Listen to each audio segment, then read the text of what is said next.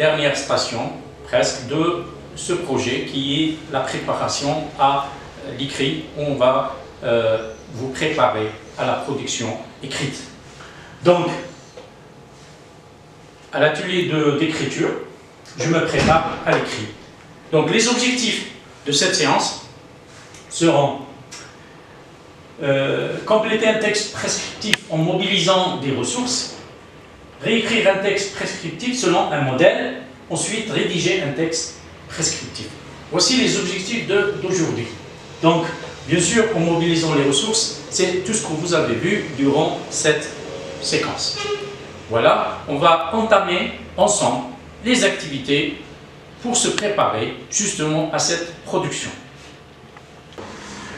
Dans cette tâche ou activité, votre tâche, chers élèves, c'est de lire, ensuite sélectionner et corriger. On commence l'activité tout de suite en lisant le texte. Il faut lire le texte. Je vais vous laisser quelques minutes pour faire cette activité, bien sûr, et ensuite on revient à la correction. Donc regardez le texte. La pollution est très nuisible. Elle a des conséquences graves sur l'homme et sur l'environnement. Elle provoque des maladies respiratoires et le réchauffement climatique. Parmi les consignes suivantes, choisis celles qui aideront à lutter contre la pollution. N'oublie pas de corriger les gestes négatifs. Jetez vos déchets dans des poubelles. Utilisez des produits chimiques à la place des produits naturels. Utilisez des sacs ou des sacs en papier au lieu des sacs en plastique. Triez et recyclez les déchets ménagers. Ne circulez pas en vélo, mais en voiture, car elle est moins polluante. Respectez les espaces ou bien les espaces verts et plantez plus d'arbres. Utilisez les énergies fossiles au lieu des énergies renouvelables.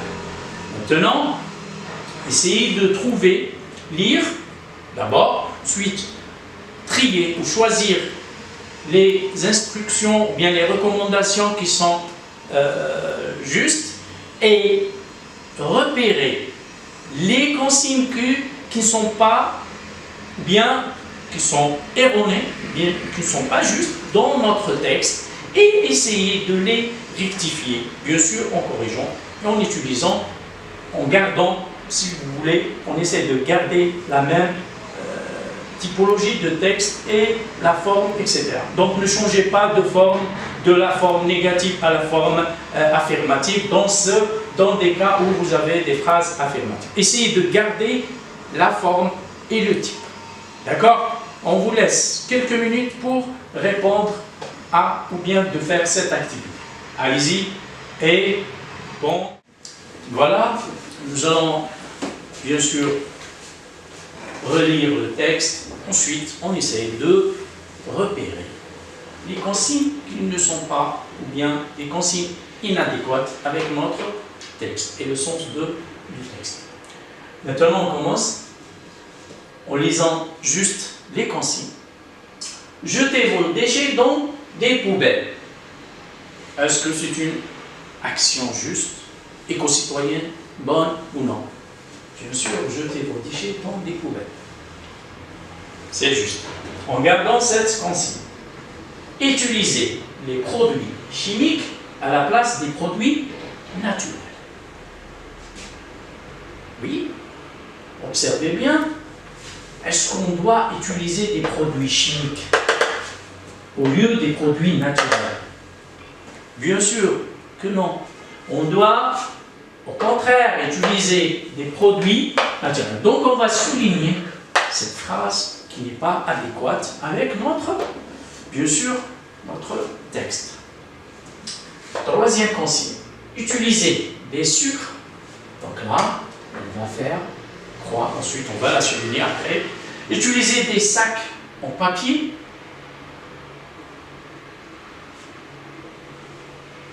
Utilisez des sacs en papier au lieu des sacs en plastique. Voilà. Est-ce qu'on doit utiliser des sacs en papier ou bien des sacs en plastique? Bien sûr qu'on utilise, et c'est plus écologique d'utiliser des sacs en papier et c'est plus respectable pour l'environnement. La consigne suivante, celle-là on va la garder. La première et la troisième. La quatrième consigne, trier et recycler des déchets ménagers. Le triage et le recyclage des déchets, c'est une action éco-citoyenne que chaque habitant de la ville doit respecter. C'est bien, donc on la garde. Ne circulez pas en vélo. La négation, ne circulez pas en vélo. Est-ce qu'on doit pas circuler à vélo? Bien sûr, sur la route. C'est possible. Mais ici, au lieu d'utiliser la voiture, et on parle quand on est dans une ville et on a des pistes cyclables, et on a le choix entre utiliser le vélo ou bien la voiture. Qu'est-ce qu'on doit choisir pour respecter l'environnement, pour préserver l'environnement et pour diminuer la pollution?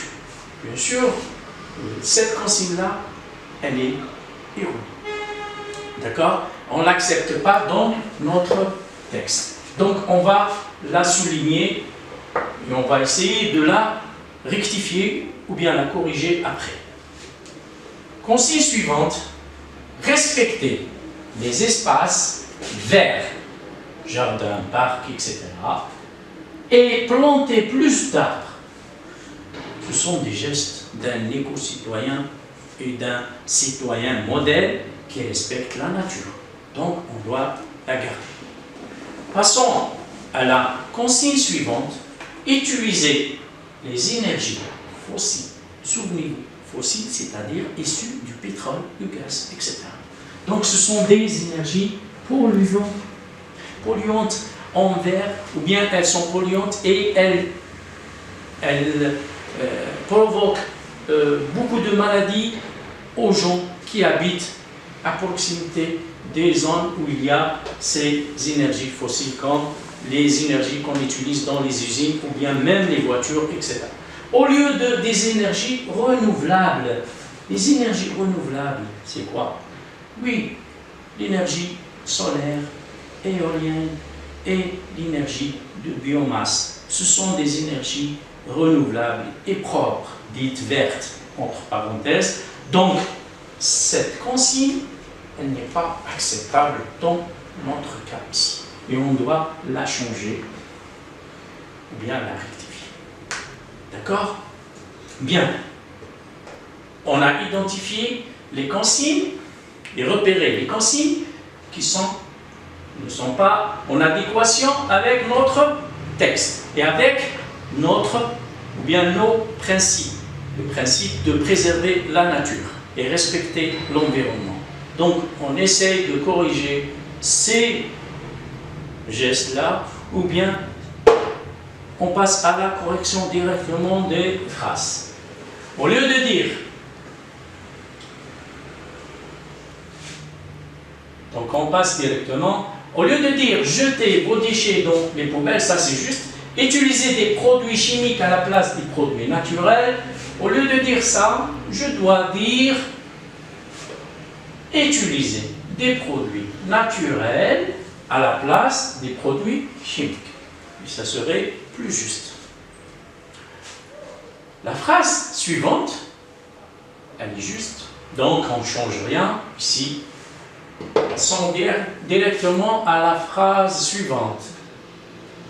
Trier et recycler les déchets ménagers, c'est aussi juste. Les ordures ménagères. Donc, trier et recycler les déchets ménagers, c'est juste, c'est un comportement positif, c'est un comportement éco-citoyen. Par contre, ne circulez pas en vélo et utilisez souvent la voiture. On a vu dans la science ou dans les séances passées, et on a fait la comparaison entre le vélo et la voiture, et que la voiture, elle est polluante. Et on a même vu que les avantages du vélo et les bienfaits du vélo sur la santé de la personne, ou bien le cycliste, il est moins exposé à la pollution, ainsi de suite. Et il peut même contribuer à la purification de notre air, et ainsi de suite. Donc, le vélo est le meilleur moyen, on peut dire, le plus économique, plus propre dans la vie. Ne circulez pas en voiture, mais en vélo, car le vélo n'est pas polluant. D'accord. Passons à la phrase suivante. Respectez les espaces verts et plantés. Donc, passons, mes chers élèves, maintenant à l'activité 2. L'activité consiste à observer, comprendre et compléter. Donc, il s'agit d'une affiche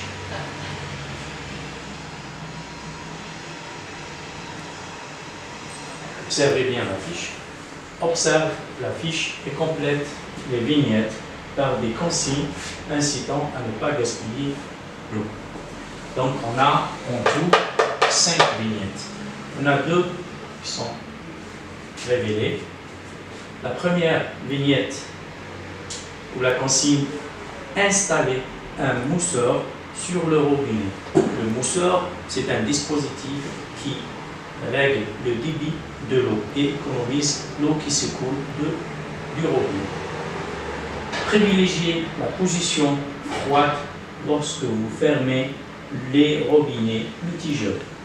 Quand vous fermez votre robinet à la maison, placez-le sur la position bleue froid pour que le chauffage reste, ou le chauffe-eau reste dans la position veille et non pas marche. Ensuite, là, on a 3 consignes à rédiger. C'est votre tâche, bien sûr. 1 et 2 concernant ce bonhomme qui prend sa douche. Allez-y, je vous laisse 5 minutes pour résoudre ou écrire ces consignes. Donc, mes chers élèves, j'espère que vous avez bien travaillé, vous avez terminé la rédaction de ces 3 consignes. Je vais vous donner, comme ça, au hasard, quelques exemples ou des modèles de réponse. Et je suis sûr que vos réponses sont aussi valables et justes. Et je vous remercie pour ceci. Allez-y, passons à la première consigne.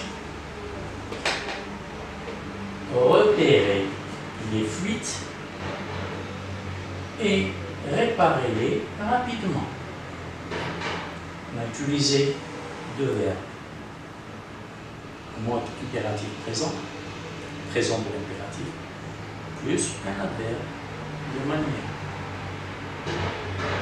Les fuites, il faut les réparer immédiatement. Maintenant, passons à la consigne suivante. Je vous demande bien, le geste écologique, c'est de préférer les douches au bain. Pourquoi? Parce qu'avec une douchette, on consomme moins d'eau.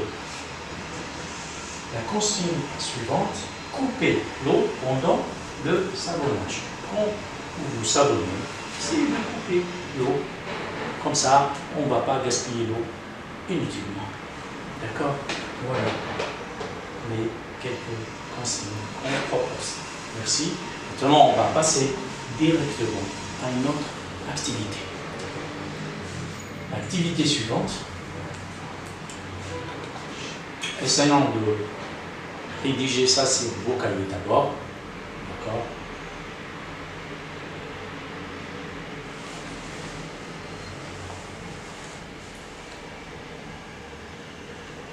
Allez-y.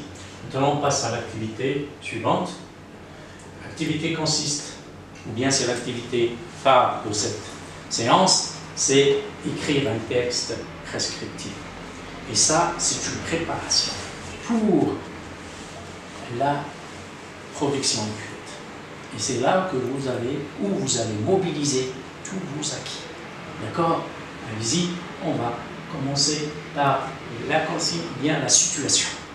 Donc, dans cette situation, réussir une sortie scolaire ou bien pédagogique, pour réaliser un projet intitulé « Tous ensemble pour la propreté de nos plages », ton collège organise une sortie dans le but de nettoyer une plage. Donc votre collège organise une sortie pédagogique ou sortie scolaire dans le but d'aller nettoyer une plage. Ton professeur te demande de rédiger 3 à 4 consignes adressées à d'autres camarades pour la réussite de l'opération. Donc, d'autres camarades de l'autre classe ou bien d'autres students qui vont participer avec vous. Donc, et essayez de les orienter par des consignes pour que vous menez à bien cette sortie et cette opération. D'accord? Cette opération de nettoyage de plage. D'accord? On vous demande juste de penser à rédiger quelques consignes, 3 à 4 consignes, pas plus, en utilisant tout ce que vous avez appris durant la séquence. D'accord? Je vous laisse le temps pour rédiger vos écrits et réfléchir.